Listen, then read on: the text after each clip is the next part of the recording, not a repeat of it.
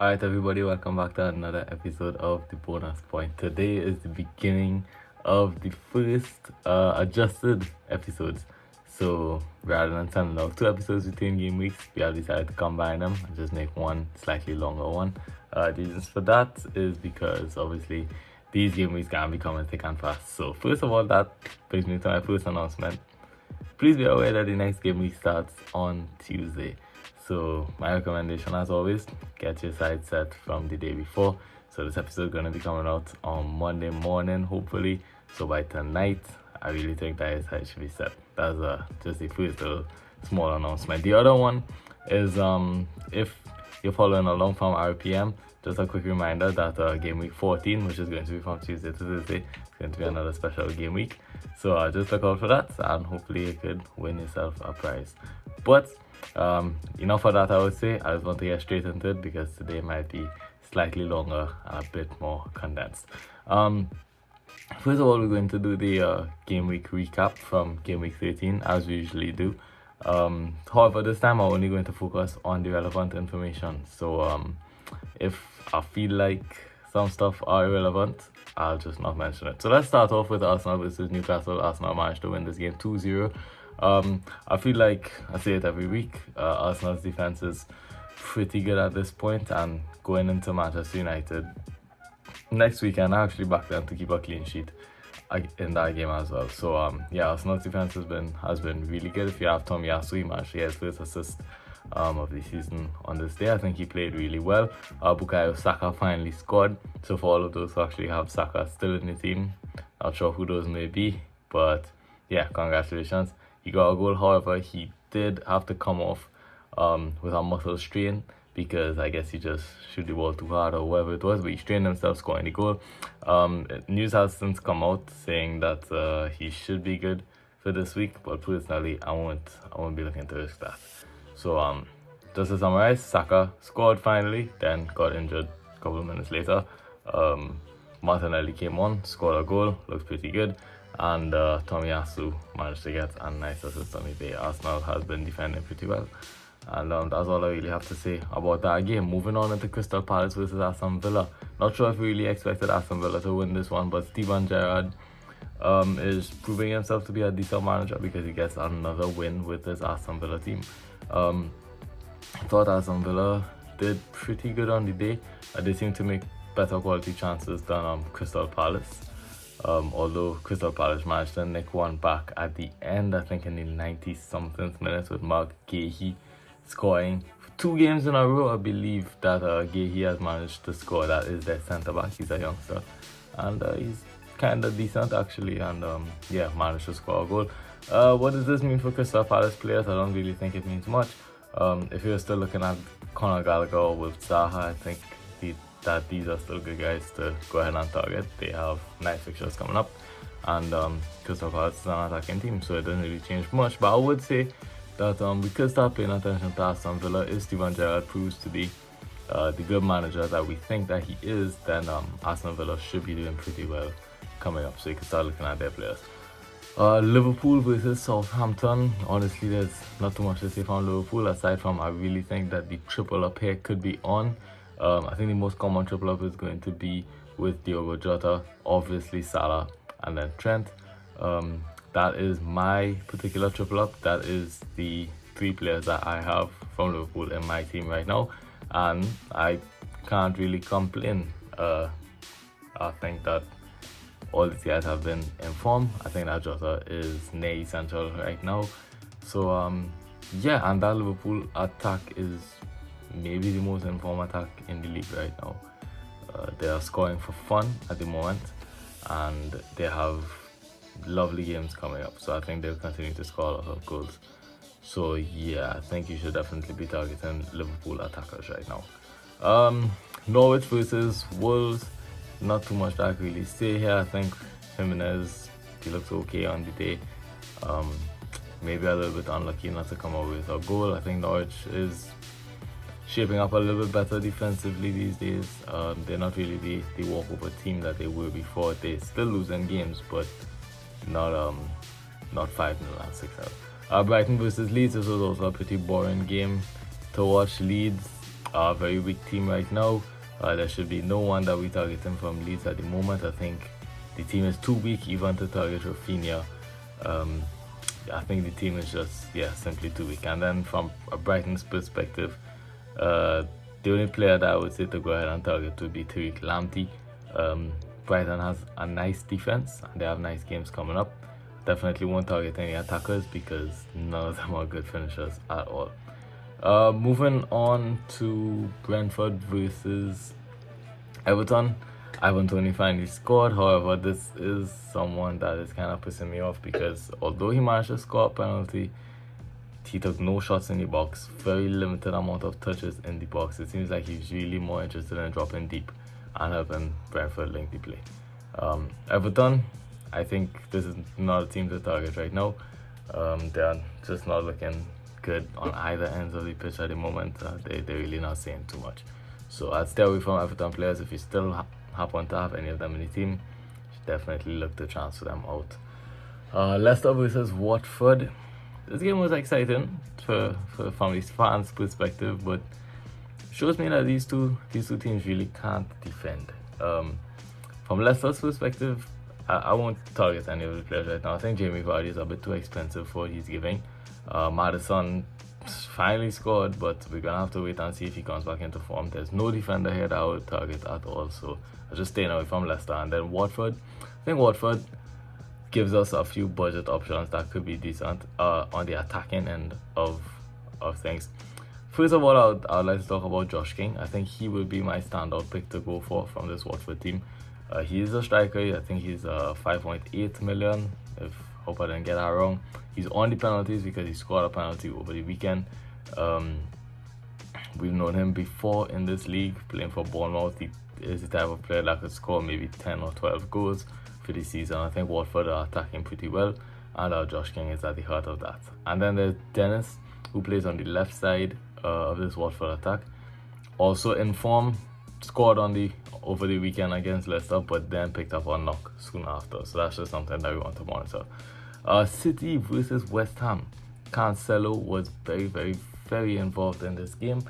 He did not come away with anything except for 1 point, but he was very involved. I think City was a bit unlucky to concede a goal to West Ham. If you go back and look at the goal, it's a wonder strike that came in 90-something, I think 94th minute, from Manu Lanzini.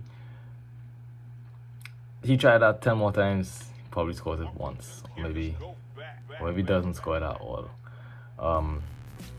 City very unlucky to concede because the fact is that they controlled this entire game. But sometimes that's how football is. They still won on the day, but from an FPL's perspective, it was a bit of an L. Gundogan is definitely someone to take a look at. Like how he gets into the box late.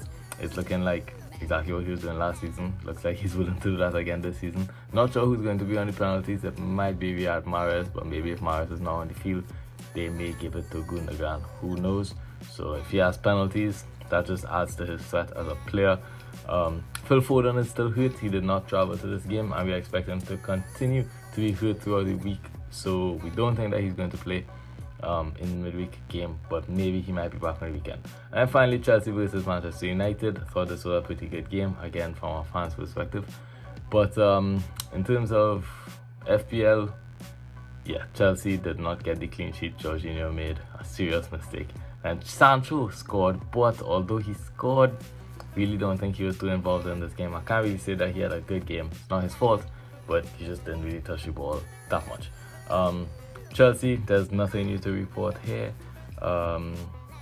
They don't seem to be creating much chances for their number 9, so I'm not sure what that means for when Lukaku comes back. Lukaku got a few minutes in this game and did not really get any clear-cut chances. The best chances, as we say, fall to their fullbacks. That is the best thing that I can say about Chelsea right now. And we should be looking at Marcus Alonso. I thought he was a little rusty on the day, but it's just his first game back. And Reece James looked excellent, as he usually does. Now I'd like to talk about some transfers that you could be making. The criteria for these transfers are that, first of all, I'm going to talk about some players that we might still have in our team and give my opinion on whether we should be getting rid of them or keeping them for the upcoming game weeks. And then I'll talk about some hot players, some informed players, I should say, that we could be looking to bring in for the next game week. So let's start off with Cristiano Ronaldo. If you still have Cristiano Ronaldo, unlucky because he didn't even play over the weekend, or he didn't start. Sorry, he got no points because he came on and got a yellow card. But this is a player that I would definitely look to hold after the midweek game against Arsenal, where I expect him to blank again. He has some really good games coming up, and with the new manager in Ralph Ragnick, we expect Manchester United to be a lot better. Now, whether that means that Ronaldo is going to benefit or not from Ragnick, I have my own opinion about that, but only time could tell.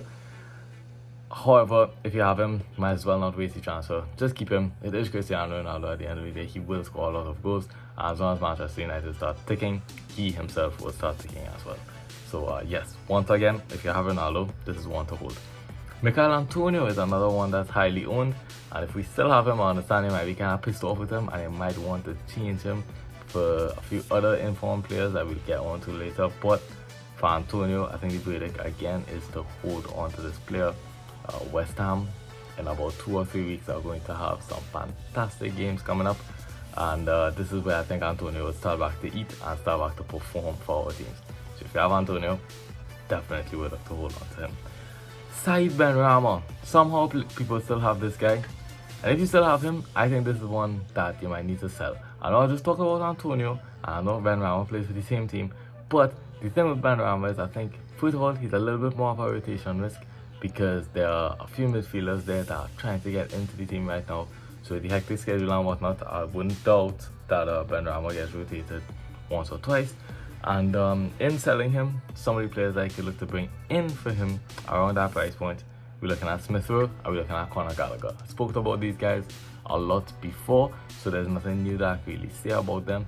I think Smith Rowe is an excellent finisher, although he doesn't really seem to get much of a high XG each game.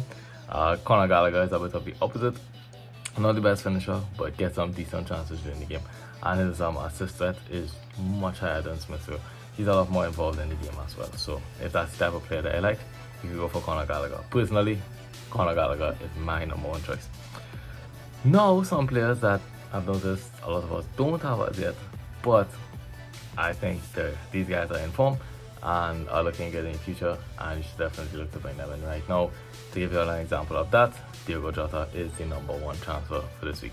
If you don't have Jota, I think you should be bringing him in. There are a multitude of reasons why to bring him in. He's in form right now.